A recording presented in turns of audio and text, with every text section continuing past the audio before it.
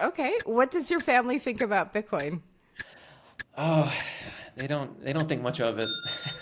um, Go higher highs, higher lows. Every year my network grows. Every day my network grows. Running relays, running nodes. all right, here we go. Alex, here we go. Are you ready, Alex, for I'm the ready. lightning round? 21 questions. I'm ready. You're ready?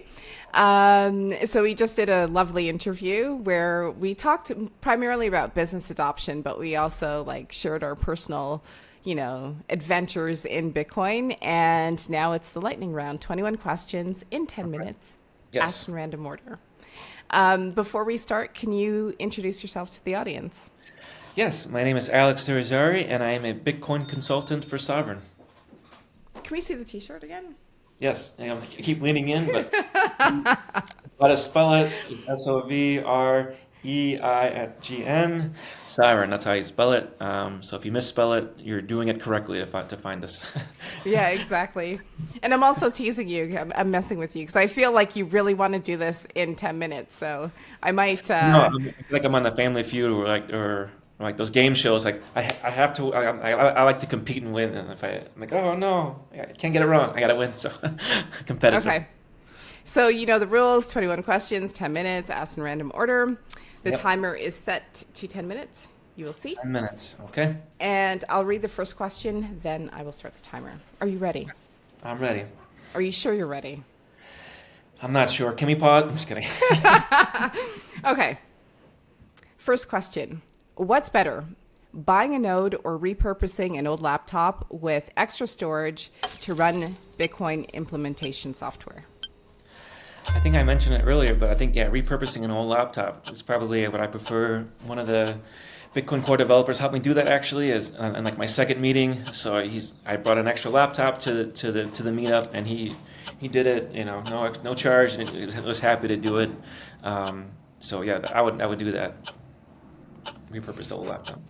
How could Bitcoin mining become more decentralized? Good question. I think we talked about it a little bit earlier, but I think just having more incentives for smaller miners, or just having um, less power to like the centralization, and more focus, and um, more avenues for the solo miners or for the small miners that want to get involved. They don't want to get decentralized, and just make it easier for the cost of acquiring the equipment and cheap energy. Is probably, the cost of entry is high, so I think lowering the cost of the barrier to entry is probably the easier way to get involved. What's your favorite conspiracy theory to discuss? Oh, one that we haven't already discussed. Let's see. What was another one that we haven't discussed already? We talked about. Maybe we can skip this one and come back until I marinated on this one. Okay. What does your family think about Bitcoin? Oh, they don't think much of it. Probably because most of them haven't really needed to use it or learn about it. So I am the Bitcoin guy in the family. I'm the black sheep. So if there's any questions, usually there's not. There's usually more like, why are you doing it, or why are you wasting my time talking about Bitcoin? It's never gonna catch on. Um, but they kind of see my passion. I think they're starting to slowly see me catch on. Maybe they'll watch this podcast and they'll think differently. But so What messages are states sending to the Federal Reserve by creating strategic Bitcoin reserves?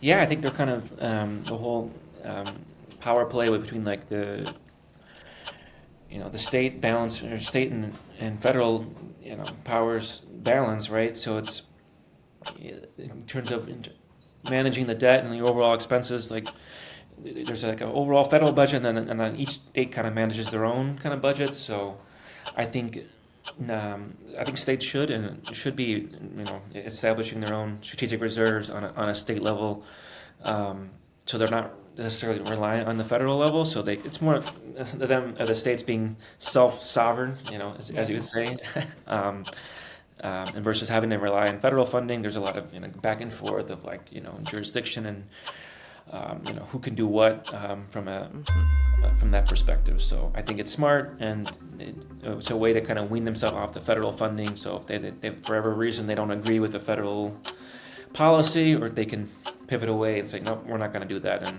we have our own funds.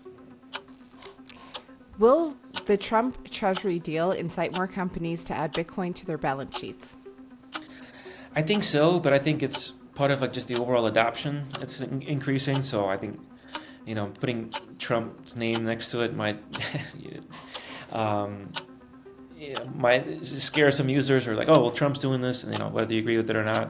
So I think overall adoption, retail and other companies are moving towards rapid adoption, and like I said, every day more companies are adding to their treasury reserves, whether it's on a federal level, state level, or companies, or even the ETFs, BlackRock. So I think it's adoption as a whole is starting to gradually increase. So I think that kind of helps, but it may not. It may help prevent some users, but yeah.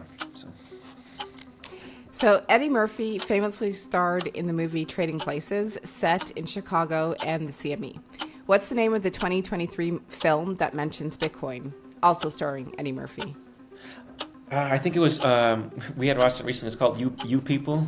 I don't think you've pretty cheesy movie, and they kind of mentioned Bitcoin. I can't remember, like, it's like, they kind of mention it. It's like, I forgot how the use case was, but it was probably like a scam or something, like, oh, it's dark money.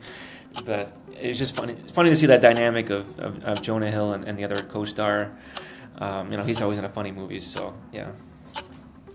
When did you first learn about Bitcoin?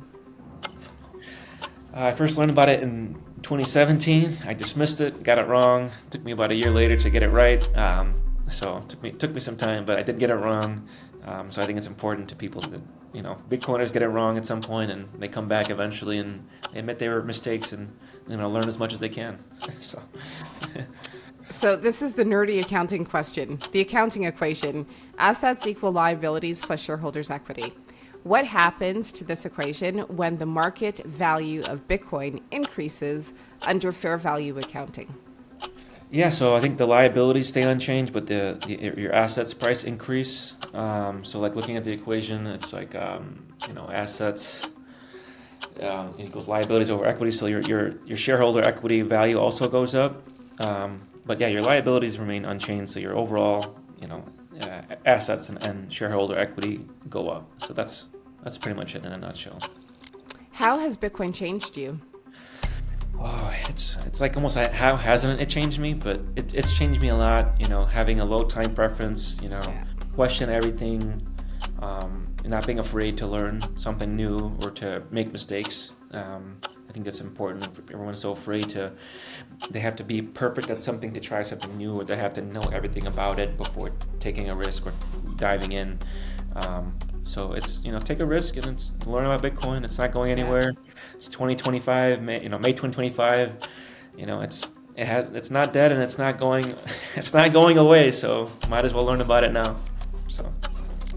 Should Bitcoin treasury companies share their wallet addresses with investors? Yeah, I think we talked about this one earlier. I would say inherently no. I mean, I guess they shouldn't have to, but if there was like a more secure way to show their proof of reserves, maybe, especially like the more public companies, that just puts a bigger target on their back in terms of like their overall allocation, or just things like that. So I think there's ways to improve that transparency, but I think it's not required unless one of the bad actors forces our hand and say, you know what, we need this now. But so far, that's not yet. To what extent should companies that hold Bitcoin on their balance sheets follow technical discussions or proposals within the Bitcoin community? Yeah, that's another good question. I think,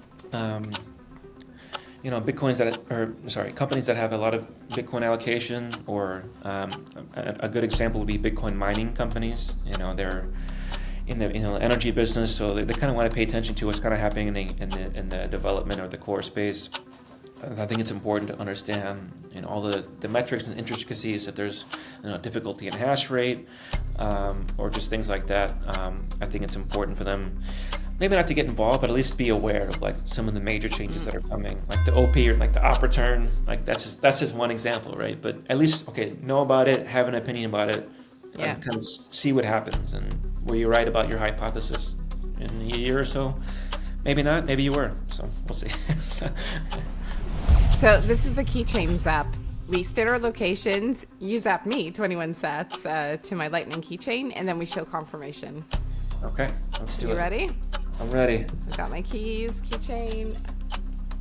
Here's the QR code. Let's see.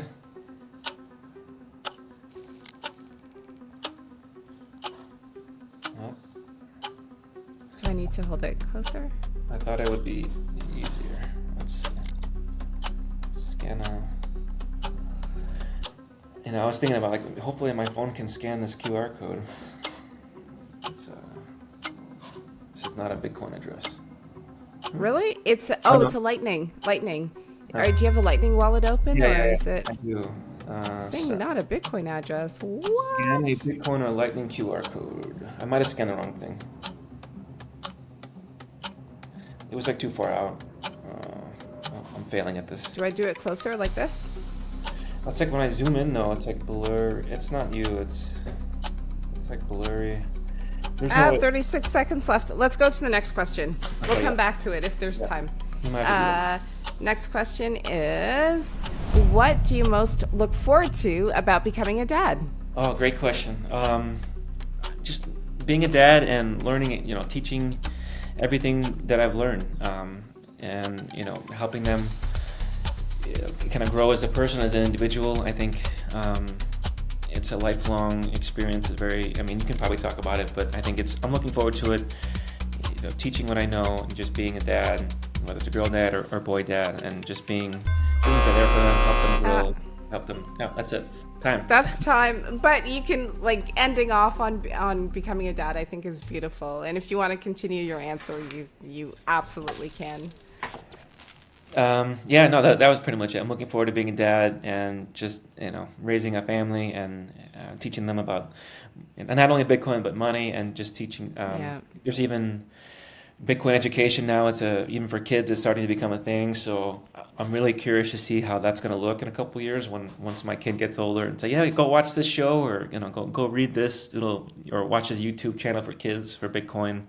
I'm super excited about that, to see like the new content and like how kids can kind of absorb that really at a young age, and maybe they can teach me something about Bitcoin when I get older. Yeah, right. When your child is 20 years old, the world we'll be living in, it'll be totally different. Yeah. How old is your daughter? She's 5. 5. So yeah. How is that? It's you go through phases, and I think that I'm slow compared to her development. Because she's you're a woman, you're pregnant, she's in your tummy, she comes out, she needs you for everything, and then all of a sudden you realize that she's autonomous, she can do things by herself. And so the other day I caught myself going to do something, and I'm like, wait a minute, she can do this by herself. I need to adjust my role as mom and move into this new phase. She's learning how to read, which is really cool. In French and in English, so it's interesting to see her, sound things out and stuff. And she's very active at school. It's just sometimes I look at her and I'm it's an out of body experience. Whoa, you're my child. You are, Yeah. It's pretty cool. But again, sleep is really important because they take up a lot of time and attention, which to me is the same thing: time and attention and energy. Yeah, no, definitely. And I'm looking forward to that. I think it's, I think when you said about, challenging and raising and having your kid do it, I think I'll be the same way. And when they're a young age, kind of doing everything for them because they're so helpless as a baby. And then, when do you start pulling back and saying, letting them be them? It's not individuals, but do things for themselves and start figuring it out. I think that'll be a challenge for me, especially. So I think you're already kind of going through that, and it's okay, I can do this, I can do everything for you, versus they're, they can talk, or they can go to the bathroom by themselves, or do this or that, or whatever the case may be. Yeah, potty training is a huge milestone. It's it's like a really big deal. All of a sudden, when you're packing for a trip, you don't have to pack a bunch of diapers or pull-ups, and it's like, whoa, like free space, like it's a big deal. All of Yeah. these milestones are really important for the child, obviously, because it shows that they're growing and developing, but they also change the way you do things. And I mean, like, you think of diapers, no big deal, until you have to like make sure that there are enough diapers to get you through the flight or whatever it is. Like, Yeah. logistics are always changing. Yeah, yeah, and my friend who got me that Dad Gang hat, he also got me this book. It's like We're Pregnant, Oh, so it's like a guide because I'm a first time dad. So every week I like open it up to say, okay, week 19, and I read like the baby stats, how far along mom is, or how far along the baby is, what to expect, how to help mom, yeah. or, just getting that into that mindset. It's great, and it's kind of going through it. It's nice and it's surreal when we had that moment too, like when we were at the first doctor's appointment, like you said, I think you said you had that moment, and then we had the first UV scan, and the baby was like a tiny, tiny sack, and it was like Yeah. only a few weeks, but it was like it was there, and I was like, I got a little emotional at the time. Yeah. I was like, oh my God, this is real, uh, Yeah. and it just puts you in a whole. I don't know, being a parent is different, so I'm It's, excited to be a parent. yeah. We've been married for 8 years, so it's like kind of dragged that a little bit, and so or Oh, eight years. So I think it's a good time, and I think we're ready. So I'm it is excited. surreal. And just to know that you can make another human being. I know there are like billions of us on the planet. Everyone, babies are born all the time. But when you actually do it, it's like, whoa, like life is like you help to create life. It just changes your mindset, I think. Yeah, is your daughter more like you or more like your husband? You'd say Uh, like a that's mix. a good question. She is like a nice mix between us. Okay. And on certain, you know what? I don't want to rant for too long, but Go ahead. I find that so I only speak to her in English, so Okay. she can hear like a native, like Anglophone talking. And my Hmm. husband speaks to her in French at school. Everything else is in French. And so I kind of feel as though when she's operating in French, she's a little bit more like my husband. And when she's operating in English, she's a little bit more like me. Like it's kind of interesting to see how it's playing out right now.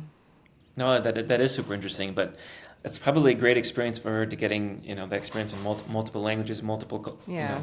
multiculturals, giving, a wide experience versus like, oh, you only need to learn English and this and that, and versus I think it's important to kind of branch out and learn other languages, learn other cultures. You're not the only culture or person out there. There's a lot of different things you can learn about other people. So, Oh yeah, definitely. And if you have the chance to speak to your child in Spanish, it's to me it's a really good idea because yes, you're learning about other cultures, but you're also showing and teaching your child without explicitly saying it that it is possible to view a situation or an object in different ways because language is not just about the words, it's about like the perspective on things. So when you do that with your kid, right away they say, "Oh, okay, like this object can be viewed in or described in so many different ways." And I think like they have like their minds are a little bit more open.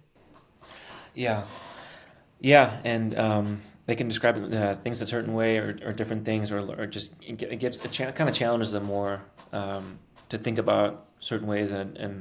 And for me personally, obviously English is my first language, but I learned majority of my Spanish in that way, just kind of listening to my family. Yeah. They're all Puerto Rican, so every time we have get-togethers, most of the older older family, they're all speaking in Spanish, and it's like slang and it's quick.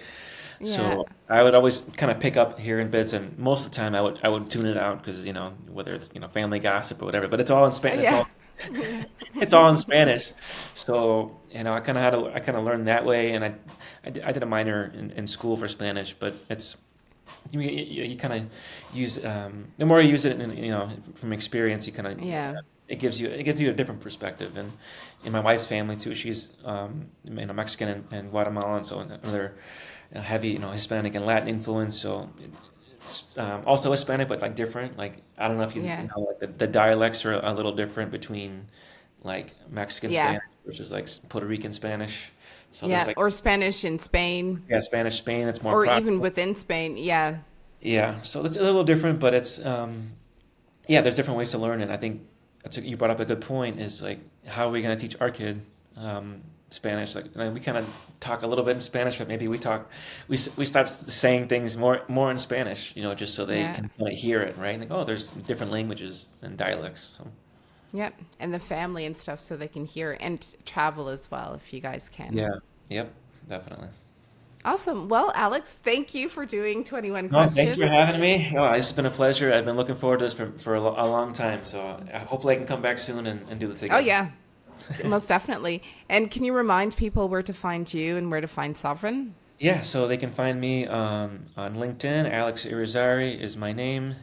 Irizarry. So Irizarry, and then on X, I keep calling it Twitter, but it's X now. But Bitcoin Rican is my name on X. And then Sovreign.io, so Sovreign.io is our website. You can find more information about our services and get free resources about Bitcoin for business and a lot of other fun stuff to go along with it. So yeah, thanks for having me. It was a blast, and hope we do it again. Amazing. Thank you. Thank you. Keys, keys, keys, keys, keys, keys. Yeah, yeah, yeah, yeah. Man like quakes. Man like who? Yeah. Takes her Bitcoin off exchanges under self-custody. She runs her own node, providing liquidity. Yeah, she got her own keys. She got her own keys. She got her own keys. Yeah, she got her own keys. She got her own keys. She got her own keys. She got her own keys. She got her own keys. Yeah, she got her own keys. Keys, keys.